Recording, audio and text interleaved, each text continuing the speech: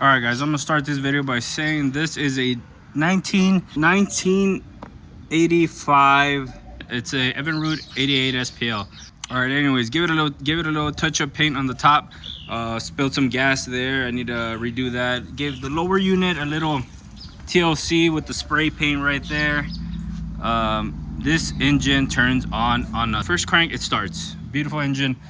But let's go ahead and dive into it because it is an old engine. Has the inlet here for the fuel. I don't like this particular one. I just like the hose fitting directly to the fuel pump because this can snap off. It's plastic, it's brittle. It's just another thing to have difficulties with. So let's pop this cover off. Put it a little wider. This is what I love about little engines. I can take it off with one hand. By the way, this video is going to be all about this engine, so let's take a look.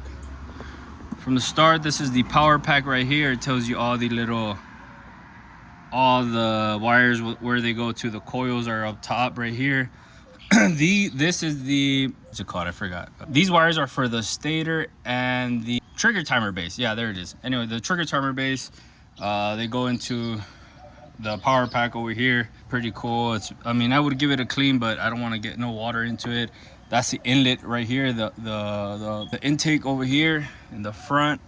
It has little, what the hell? It's missing one over here. Where did it go? It has little ports you can pop off with your flathead screwdriver, so you can service the carburetor in there. Got some Monster with cherry Coke in here. I know it's bad for you, but whatever. Like I was saying, the intake down up here. The fuel pump mounts up here.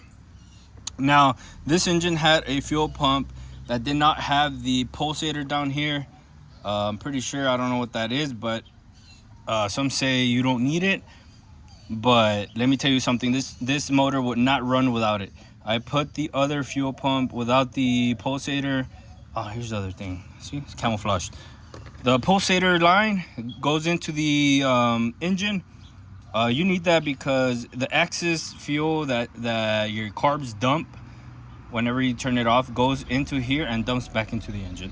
So you need that line. Don't believe in anyone else when they say you don't need it or whatever.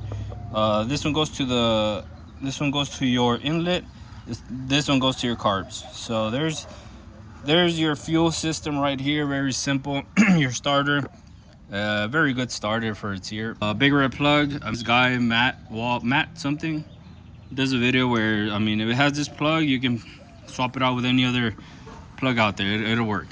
As far as the cylinders, I like this little setup, little compact cylinders, not too big, pretty nice, very clean. The thermostat is down here.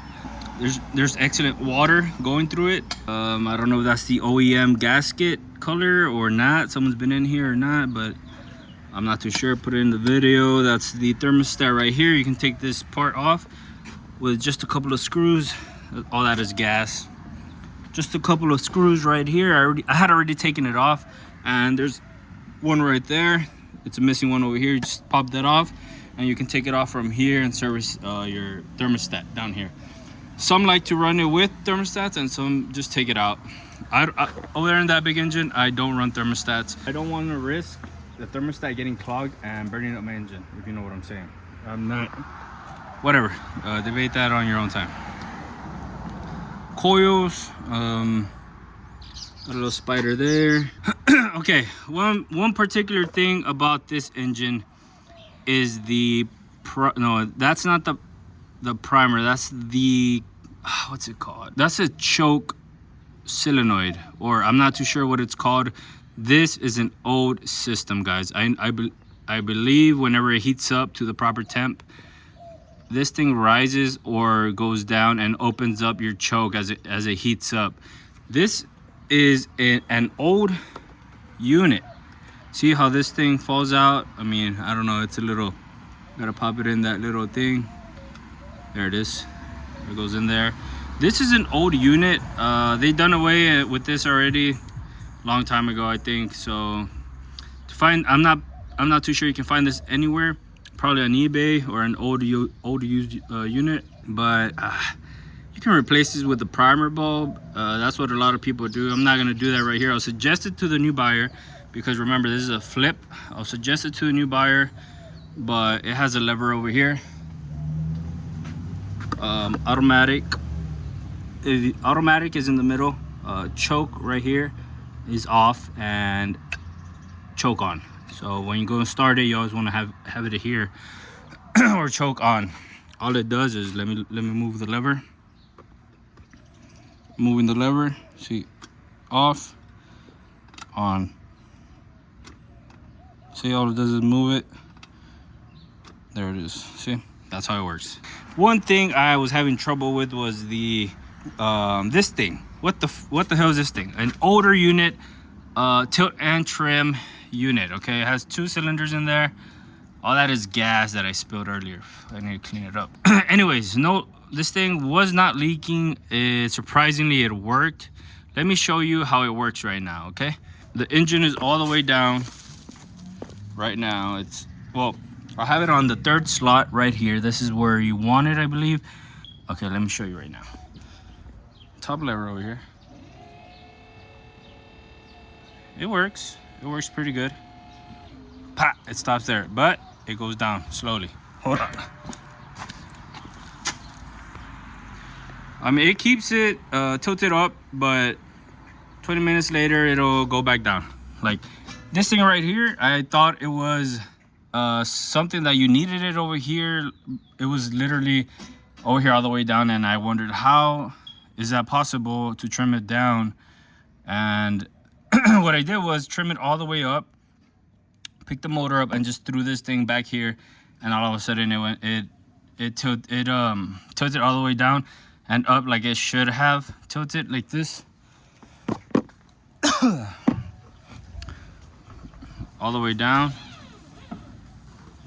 See, before I couldn't have done that because I didn't know how that worked, and that little thing that goes in the middle, it was blocking it. I think that was just to prevent your transom saver. I believe that was your engine transom transportator, whatever. But after that, it goes up and down, no problems. Just for those who are wondering, and let's go over the wiring.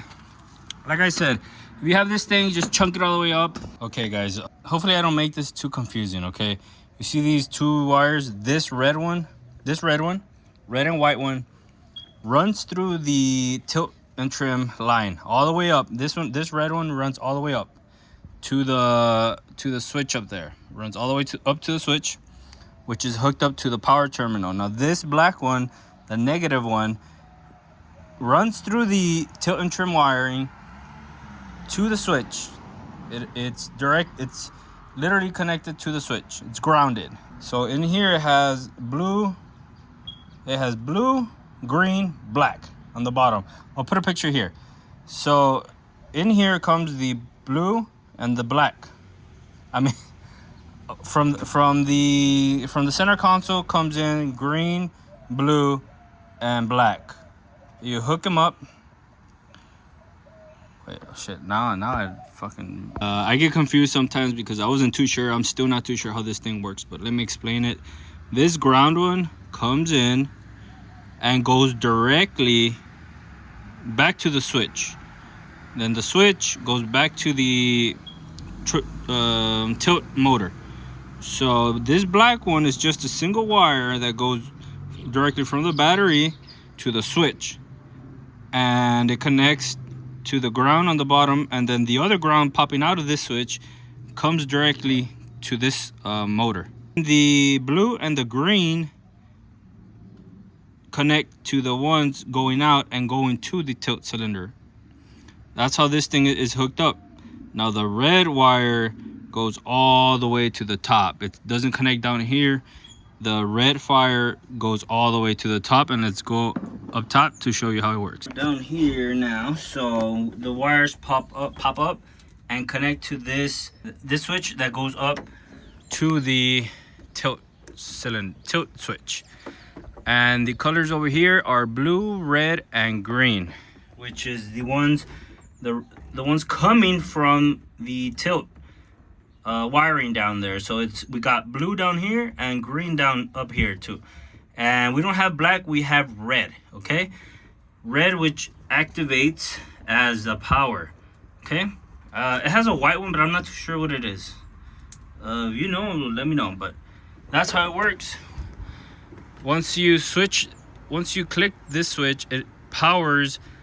You put fire to it. You activate it, and I'm not too sure if it grounds it or whatever. But now you got a little tilt situation going on, so now it works good. If that helped you, well, I mean, subscribe and put it down in the comments. Thanks for the help. I know Brandon's garage has a video, but he doesn't go too extensively on the wiring. See, it doesn't have a black negative down here, but red wire goes directly to the battery, to the positive terminal, which comes up and activates as a power source up here to the switch. Got the lights up here. Activate all the positive right here to the switch bank, to the bank. Got some lights. I'm gonna put a video on how to install these lights. It looks really good. Put a picture right here. It looks really good at night. If you want to see that video, I'll be posting it up soon. All right, guys, I think I got a little confused back there in the video. Let me double check really quick just for clarifications. Okay, only a black wire coming from the battery coming to the switch, to the connector switch. The bottom one connects to the ground that goes back to the tilt motor, correct? Then we got the wires coming in from the tilt motor, blue green, connecting here, and the ground goes back to the battery, correct? So the blue and the green, they go back to the top, and so does the red one. So does the red fire wire. It goes back to the top to the switch up top, making a full circuit. Once you click that switch, it makes a full circuit, activates the green. When you press up, it activates the blue, and when you press down, it activates the green. Okay, so the two wires, they go up top.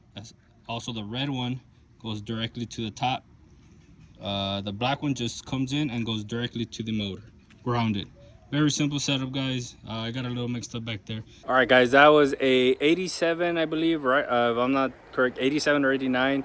Very good engine. I would say these engines would run forever if you take care of them the proper way. Maintain them, change the spark plugs, make sure you put the proper oil ratio on your gas tank. All these engines, me personally, I like to delete the VRO pump, the oil pump. You never know, it might go out and you're gonna have catastrophic engine failure on these engines if you don't take care of them the proper way. These engines are pretty old right now, but that doesn't mean that they won't do the job. I love these engines. If I see it has really good compression and was well taken care of, don't be afraid of them. Maintain them properly. That is a walk around and a tour of this 80. Let me double check.